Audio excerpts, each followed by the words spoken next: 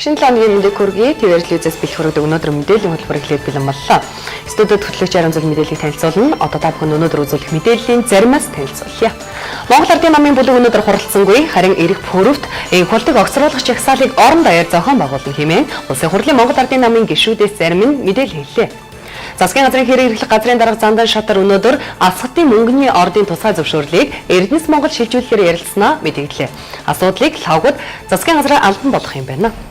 Нийслэлийн удирдах ажилтнуудын шуурхай дээр эрүүл мэндийн газраас хэвлэл мэдээлэл өглөө. За хэвтэж эмчилж байгаа хүүхдүүдийн 98% нь амьсгалын замын өвчлөлттэй гэсэн мэдээллийг өгч байна. Өнөөдөр талигаа чамын эрдний ээж охтын төвтөрийн бус байгууллагатай хамтран мэдээлэлээ. Хэрэг хаагдах шатанд явж байгаад дахин шалгагдаж эхлэхээр болсон гэдгээр мэдээллийн хурал эхэлсэн юм а. Эдгээр олон бусад мэдээллийг өнөөдөр мэдээллийн хөтөлбөрөөс хүлээн авч үзээрэй.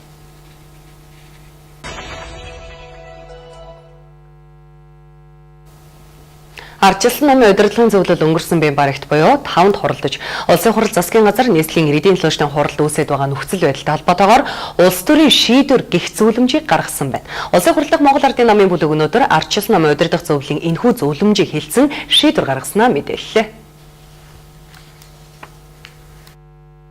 Ардчилсан нам өнөөдөр улсын хурлын гишүүд улсын хурлыг хуралдуулахгүй бойкотлж байгааг хууль зөрчсөн үйл гэж үзэж байгаагаа дахин хэллээ. 2016 оны ээлжид сонгуулиар улсын хурал 65 судал авч дийлэнх онлогохыг бүрдүүлсэн Монгол Ардын нам өнгөрсөн 3 жилийн хугацаанд амлалт болон мөрийн хөтөлбөрөөр ор тас умартаж төр удирдах чадваргүй болохоо хангалттай харууллаа. Төрийн бүхэл шатны албан тушаалыг 60 тэрбумын гих сүлжээгээр арилжаалж жижиг дунд үйлдвэрлэлийг хөгжүүлэх сан гэх мэт иргэдэд шууд очих ёстой боломжийг хулгайлан зохион байгуулалттай гэмт хэрэг үйлдсэн Монгол Ардын намын бизнес улс төрийн бүлэглэлийн зөрчилдөөн нь Монгол төрийг бүрэн мухардалд орууллаа гэж байна. Мөн төрийн бүхэл шатанд эрх баригчдын талцал хуваагдал нүүрлэж улсын хуралч засгийн газарч ажиллаа хийж чадхаа байлаа. Иймээс улсын хурлын ээлжид бод сонгуул яаралтай зарлан явуулж нийт ард түмнэр эрх баригчдын үйл ажиллагааг зайлшгүй дүгнүүлэх шаардлагатай гэж үзэн ардчилсан намын удирдах зөвлөлөөс зөвлөмж гаргажээ.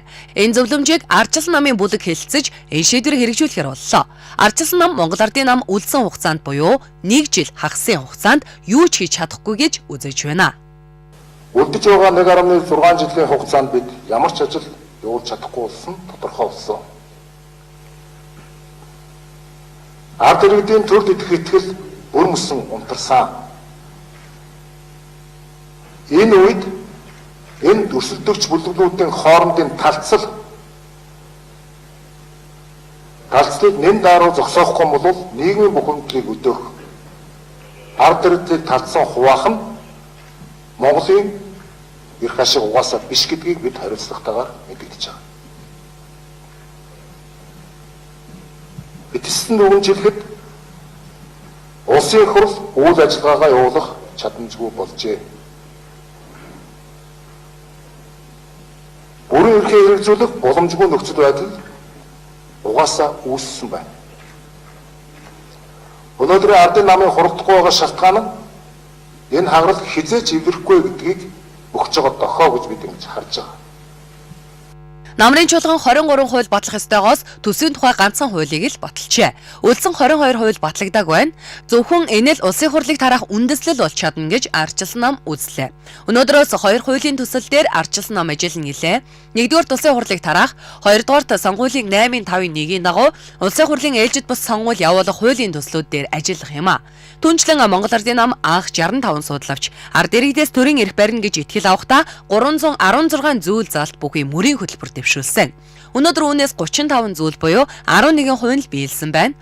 Өнгөрч байгаа хугацаанд үлдсэн мөрийн хөтөлбөр нь хэрэгжүүлэх боломжгүй гэж ардчилсан нам ярьж байна.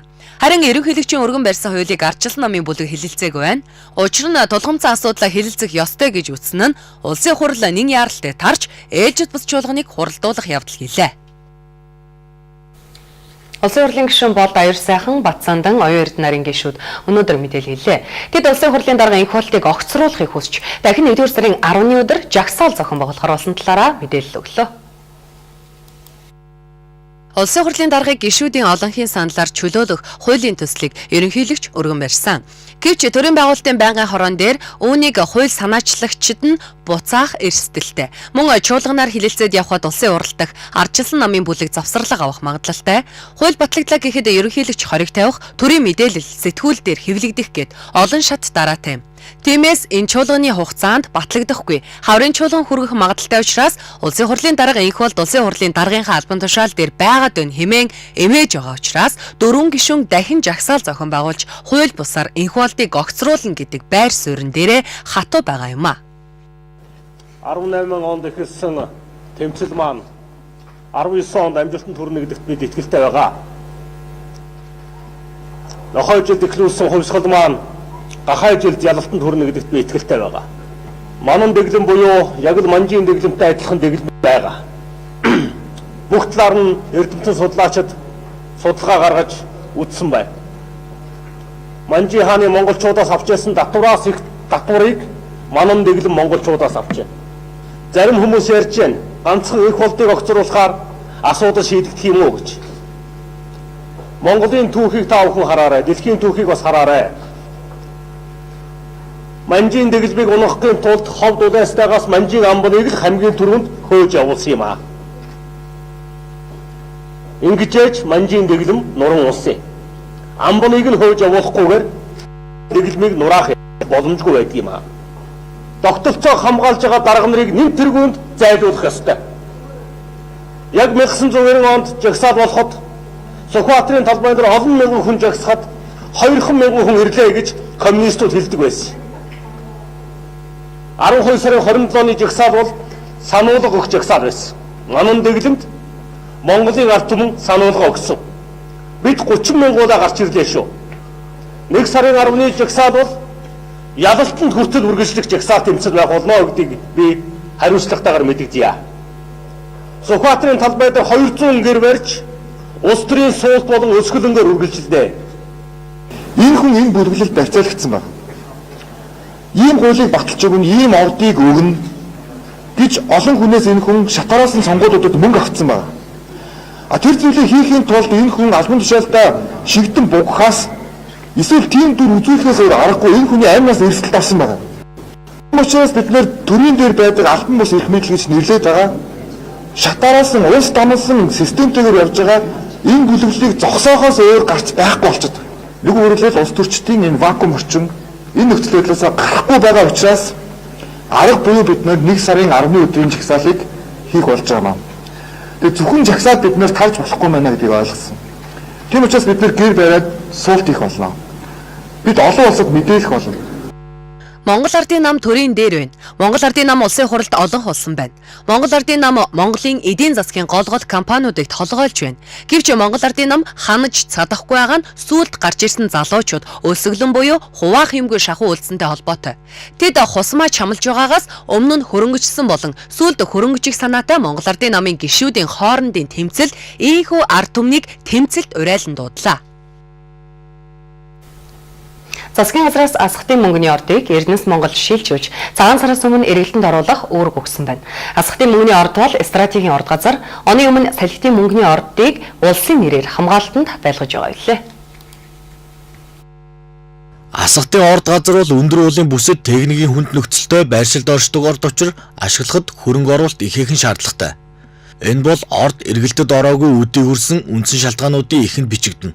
Үүнээс гадна ганц манахаас хамаарлгүй том асуудал байсаар ирсэн. Ордыг ашиглах чиглэлд манайх Оросуудтай нийлэн анхаарч ирсэн баримтууд бий. Тухайлбал Оросууд асхат ордыг ашиглах зорилгоор Монгол-Оросын хил дээр асхтын суурин гэж тосгоныг байгуулж байсан түүхтэй. Тэгвэл засгийн газраас асхтын ордтой холбоотой анхаарал татсан шийдвэрийг гаргалаа. Асхтын холимын металлын орд буюу полиметаллын ордыг Монорс цэвэт металл компаниас Эрдэнэс хэмжээлд шилжүүлэх асуудлыг Уулуу хайм ашигт малтмлын эрэлх газруудад чиглэлэгч Монгол Орос цэвэт металлууд компани удирдлагууд бас даал хурагч өнөөдрийн дотор энэ процедур хэцүү асуудлыг дуусгахыг чиглэсэн. Ингэснээр бол асхтын мөнгөний ордыг төрийн мэдээллийн компани буюу 3 сая иргэний энэ улсын өмч шилжүүлж байна гэсэн үг. түүнчлэн засгийн газраас Ховд аймгийн нутагт орших цагаан эргийн орд газрыг эдийн засгийн эргэлтэнд оруулах ажлыг судлах үүргийг холбогдох байгууллагуудад өгчээ. Иргэн сануулахад өнгөрсөн 12 дугаар сарын 29-нд ерөнхий сайдын өгсөн чиглэлийн дагуу засгийн газрын хэрэг эрхлэх газрын дарга Зандан шатар тагнуул цагдаагийн тусгай дотоодын цэргийн бүрэлдэхүүнтэйгээр Дундгов аймагт аймгийн прокурорын хяналтанд ор тусгай ажиллагаа явуулж салхитын мөнгөний ордны тусгай зөвшөөрлөг цуцалж төрийн мэдэлд авсан билээ. Ордыг өмнө нь хувийн хамгаалалтын алба хамгаалдаг байсан бол үүнээс хойш дотоодын цэрэг хамгаалтаа аваад байгаа юм. Мөн цаашдаа стратегийн орд газруудыг хувийн биш төрийн хамгаалтанд байлгахын зүйтэй гэсэн чиглэлийг засгийн газрын хэрэг эрхлэх газрын дарга Зандан шатар өгчээ. Монгол улсын ерөнхийлөгч бол төр улсынхаа бүрэн бүтэн байдлыг сахин хамгаалахад хангарга өргөсөн улсын тэргүүн юм.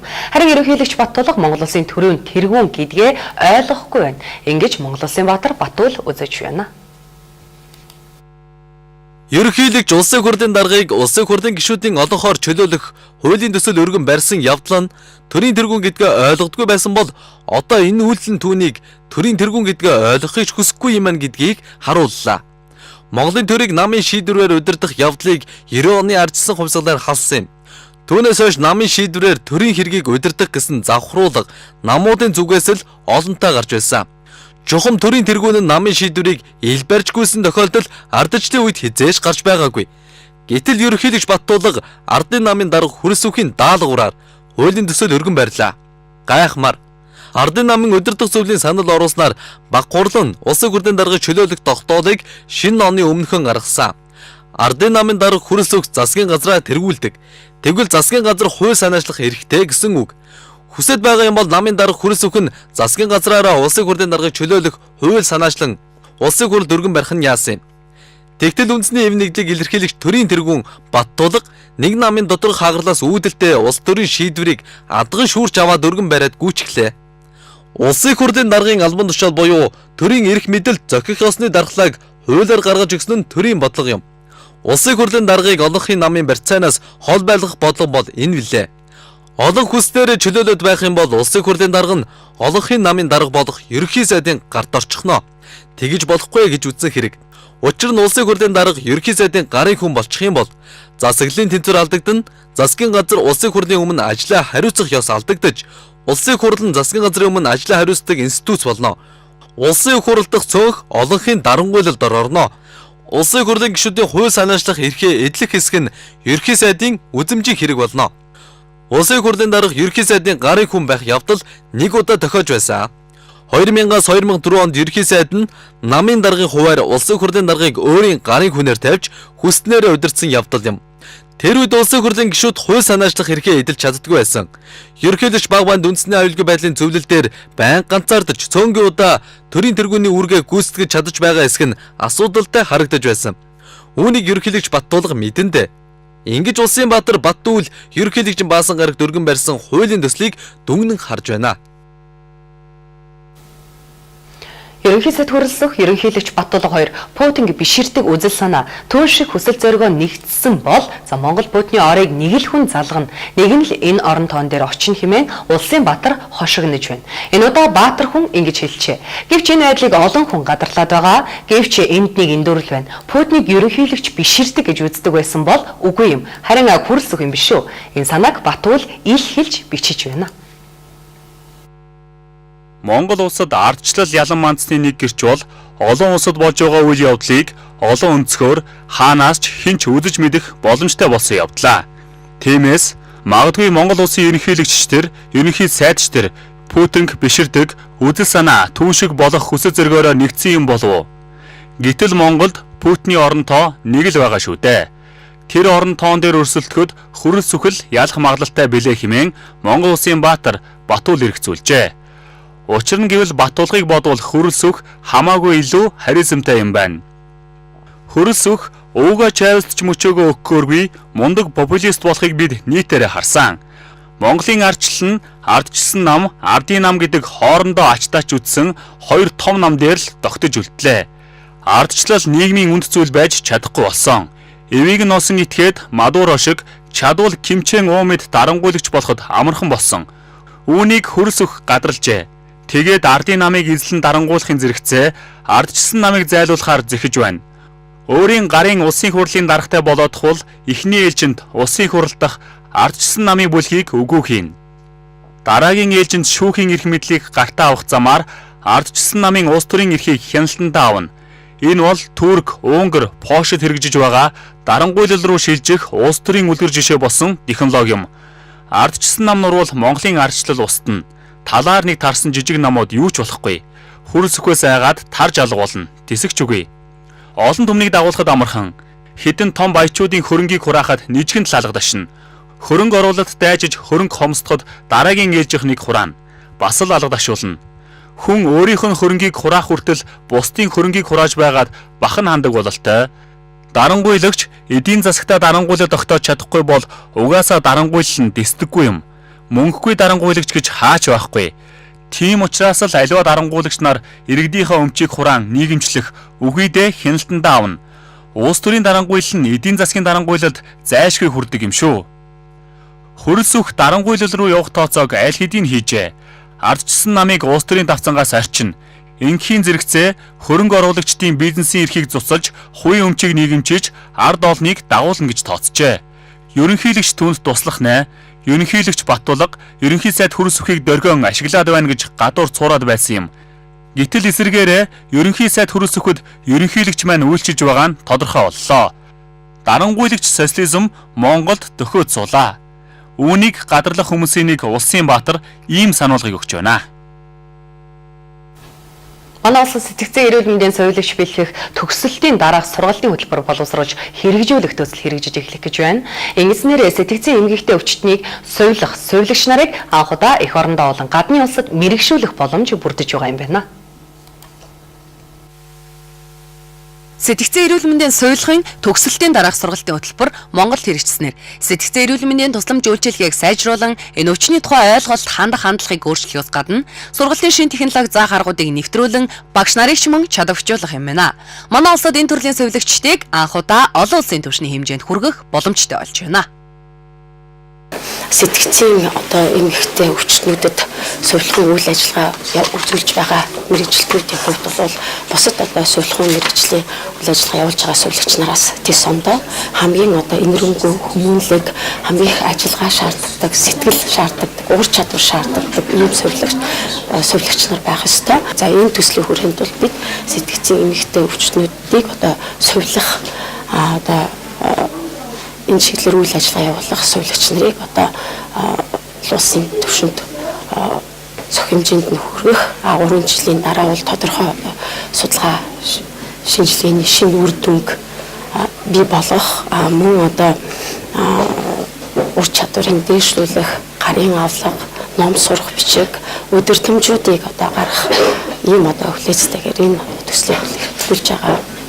Монгол улсад 100 мянган хүн тутам 841 хүн сэтгцэн ямар нэгэн тусламж үйлчилгээг авч байна. Ялангуяа хөдөлмөрийн чадвараа алдахад нөлөөлөх өвчний 5 нь сэтгцэн эмгэгийн өвчин байдаг. Ийм мэрэгжилтэн бэлтгэхээс гадна сэтгцэн эмгэгээс ард иргэдийг хэрхэн урьдчилан сэргийлэх вэ? Хувь хүний амьдралын зөв хөвшил болох нойр, хоол, ажил төрлөө хэрхэн зохицуулж, суралцах тал дээр зөвлөмж зөвлөгөөг төслийн хүрээнд олгохоор болжээ. Өнөөдөр мэдээллийн хөтөлбөртэй хамтдаа баярлалаа.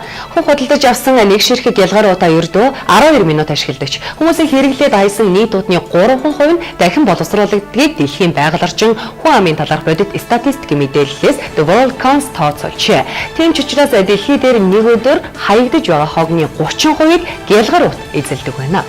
Тунгуудгүй хөтөлбөрөөс мэдээллийг хүлээн авч үзээрэй.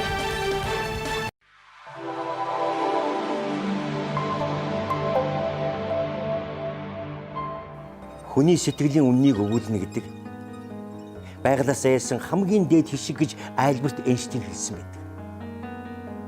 Ямар ч зохиолж үл чадах хүний амьдралын сонирхолтой үйл явдал, амьдралын адармаатай агшин, тэрш байтугай түүхэн их сургуулийн амьд гэрч болсон хүмүүсийн тухай өгүүлэх, телевизийн бүрэн хэмжээний нийтлэл орон сайхны хөх тойрог нэвтрүүлгийн төслөө бид эхлүүлж байна. Энэ нэвтрүүлгийн баатар нь, энэ нэвтрүүлгийн зохиогч нь эрхэм хүн та.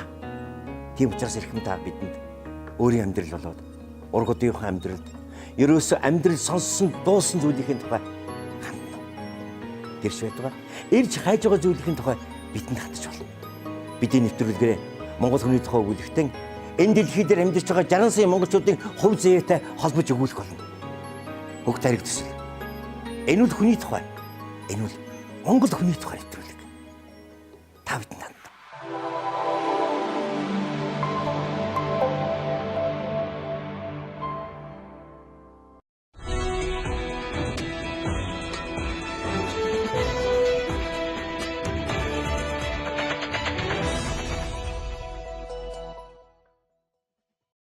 Амнасаа учир битүүлгээр алдсан Чамин Эрдэнэ охины хэргийн тухай Огтын төвх төрийн бус байгууллага талигчийн чимгээ нар өөрсдийн байр суурь өнөөдөр илэрхийлж мэдээллээ.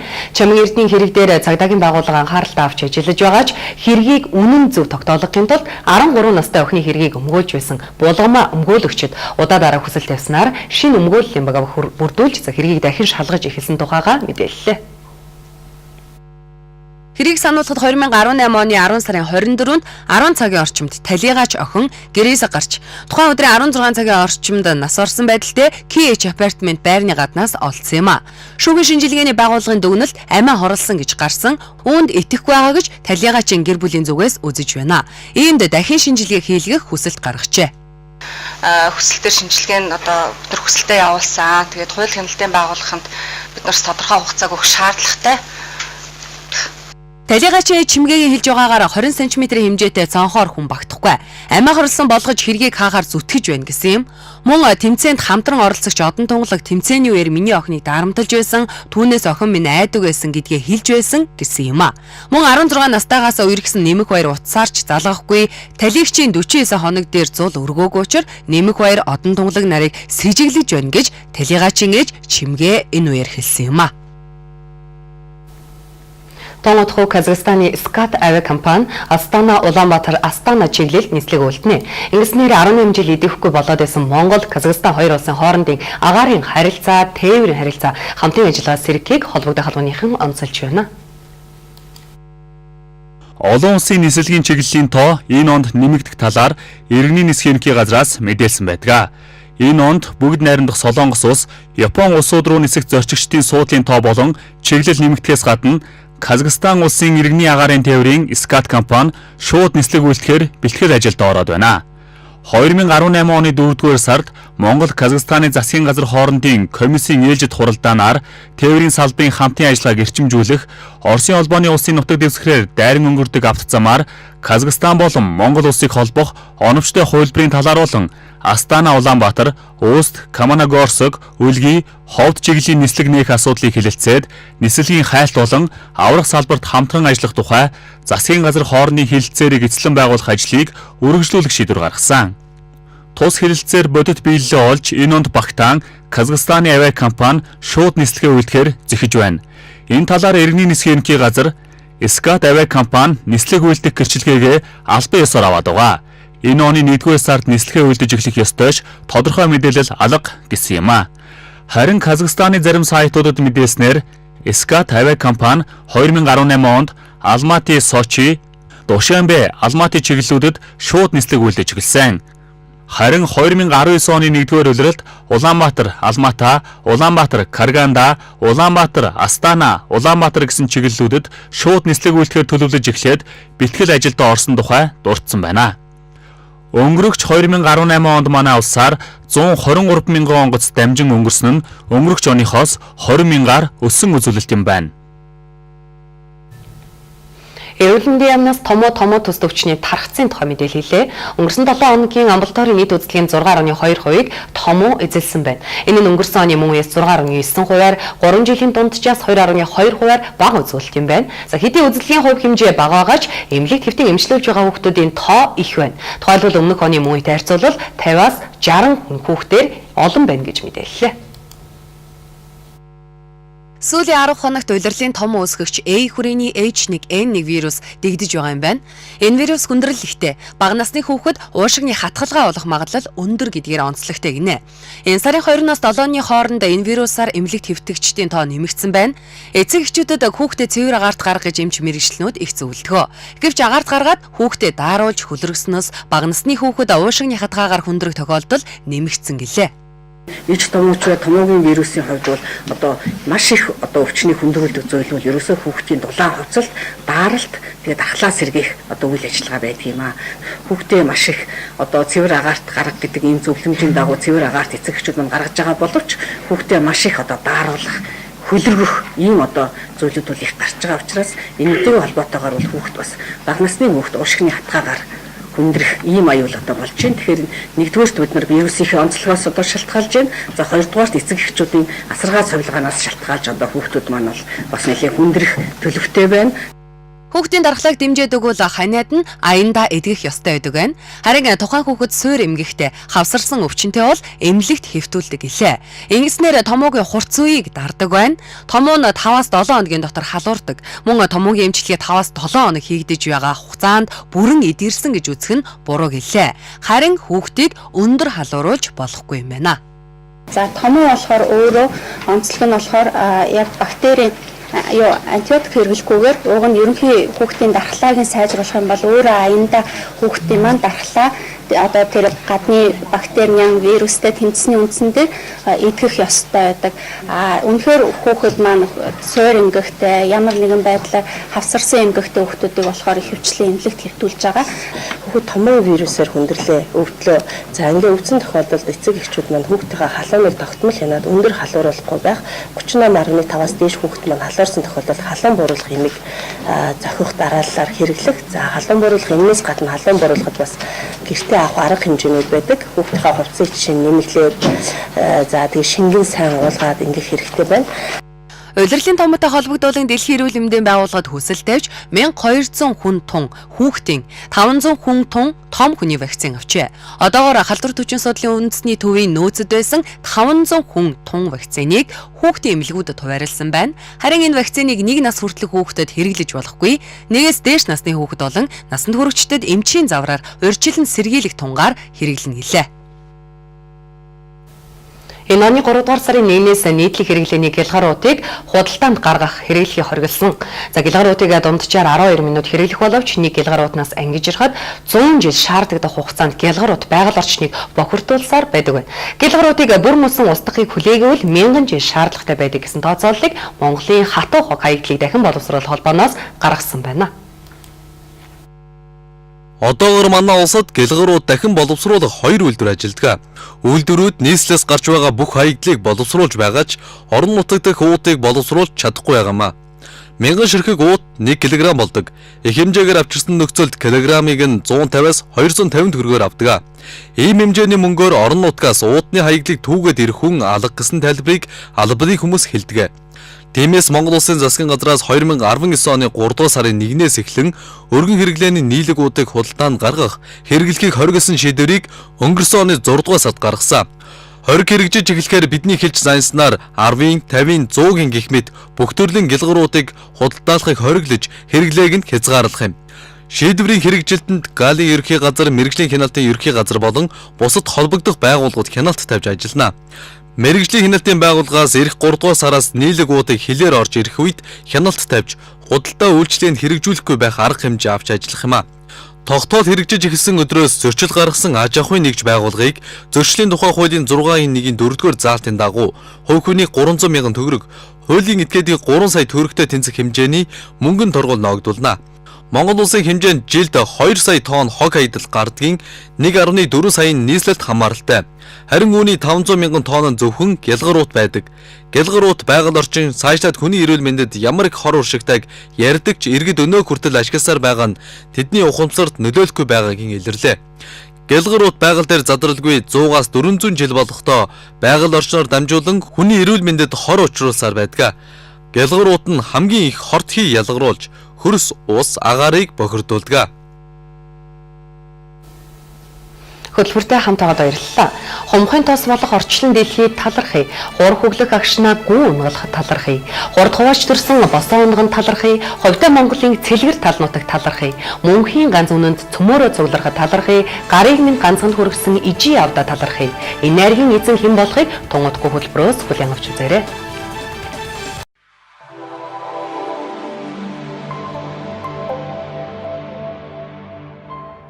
Хүний сэтгэлийн үннийг өгүүлнэ гэдэг байгалаас айлсан хамгийн дээд хишиг гэж Альберт Эйнштейн хэлсэн байдаг. Ямар ч зохиолч зохиолж үлж чадах хүний амьдралын сонирхолтой үйл явдал, амьдралын адармаатай агшин, тэрш байтугай түүхэн их сургуулийн амьд гэрч болсон хүмүүсийн тухай өгүүлэх, телевизийн бүрэн хэмжээний нийтлэл орон сайхны хөх тойрог нэвтрүүлгийн төслөө бид эхлүүлж байна. Энэ нэвтрүүлгийн баатар нь, энэ нэвтрүүлгийн зохиогч нь эрхэм хүн та. Тийм учраас эрхэм та бидэнд өөрийн амьдрал болоод ургуудынхаа амьдралд ерөөсөө амьдрал сонссон дуусан зүйлийн тухай хандна. Тэрш байтугай ирж хайж байгаа зүйлийн тухай бидэнд хатж болно. Бидний нэвтрүүлгээрээ Монгол хүний тухай өгүүлэхдээ энэ дэлхий дээр амьдарч байгаа 60 сая монголчуудын хувь заяатай холбож өгүүлэх болно. Хөх тариг төсөл. Энэ үл хүний тухай. Энэ үл Монгол хүний тухай нэвтрүүлэг. Та бидэнд хандна.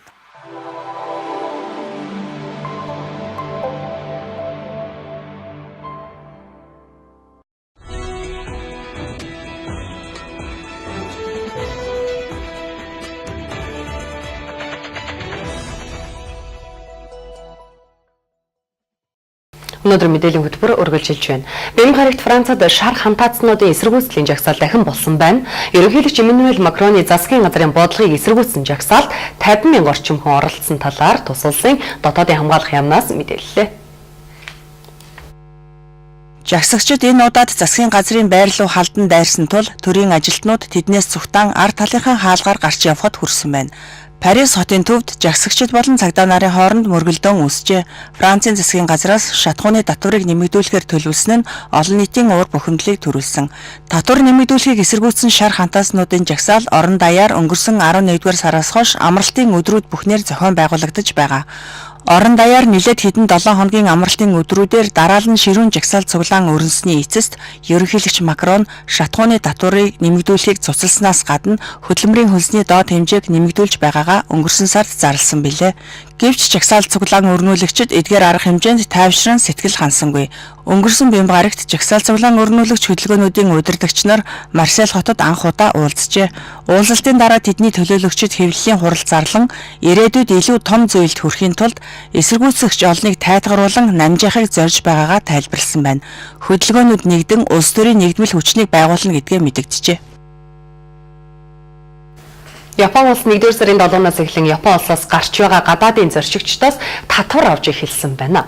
Японд очиод агаарын болон далайн замаар буцсан явж байгаа хүмүүсээс 1000 йен буюу $9 татвар авах шийдвэрийг Японы засгийн газар гаргажээ. Аялагчид Япон руу явах тасалбар худалдан авах үедээ энэ татварыг төлөх юм байна. Энэхүү шин татвар нь Япон улсын хувьд 27 жилийн дараа анх удаа тогтоосон үндэсний шин татвар болж байгаа юм. Япон руу явах зорчигч тасалбар худалдан авахдаа 1000 йений татварыг төлөх бол харин тус улсаар 24 цагийн дотор дамжин өнгөрөх зорчигч болон 2-оос доош насны хүүхдээс ийм татвар авахгүй юм. Энэ оны эхний улирлын эцэс гэхэд шин татвараас олох орлого $55 сая хүрнэ, харин 2019 оны эцэс гэхэд $460 сая орчим хүрнэ гэсэн тооцоог тус улсын засгийн газраас гаргажээ.